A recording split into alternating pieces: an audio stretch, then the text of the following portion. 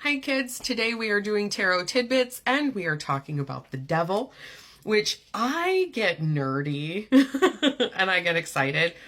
So there's a ceremony. I read something that was talking about the Golden Dawn, and there's like this ritual and ceremony. So the majors are supposed to represent these like phases of like maturation and self-realization and like participation in like the grand scheme of the world and the universe and shit. Whatever. Now, the thing that I really find interesting about the devil is that he is called, in some of, I think Arthur Waite's writings about it, he called him the Watcher in the Threshold. Now, the Watcher in the Threshold is a figure in a ceremony who is like this lurker. He's like this boogeyman feeling. And the person going through the ritual needs to confront him. You need to come to that doorway. You need to look him in the eye, and you need to tell him, get out of my way. Because once you confront him, and you got to think about it like a horror movie, right? You've got to think like the monster is in the door frame. Except what you really got to do is walk up to the monster, look him in the eye, and say, fuck out of my way, bitch. Now, in The Watcher and the Threshold, the role of that figure, he falls back when you confront him. The point is that you need to choose to confront him. The Watcher in the Threshold is not going to hold you. He's not going to stop you. That's not his job. His job is for you to test your resolve. How bad do you want it? I know there's the grapes on the tail, there's the flame on the tail, they're naked, it's hot, they're sexy. Like, you know, it's all those like earthly material pleasures, right?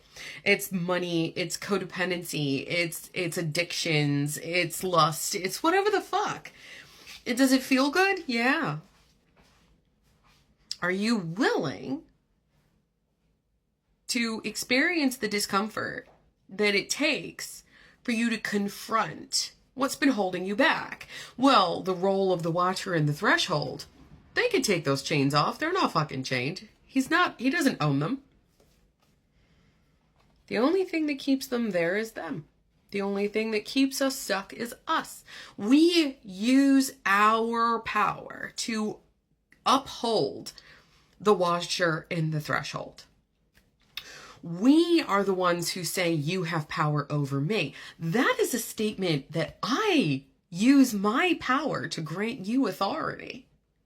I am saying, I am using my personal sovereignty to say that you have sovereignty over me without my participation in that.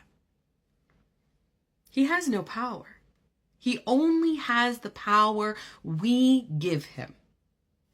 Now, having been addicted to things, having been in codependent relationships, is that shit unbearable to conceive of when you're confronting it? Yes. That's the point. It's like a horror movie. When we're outside of it, when he falls back from the door, when we move through to the next phase, we look back at it and go, wow, I was always capable of doing that. There it is, sunshine. That is why the devil is always in conversation with the lovers. The lovers is the moment when we realize that we do not need to give our authority to outside sources in order to be ourselves, to get shit done, to find love, to have approval.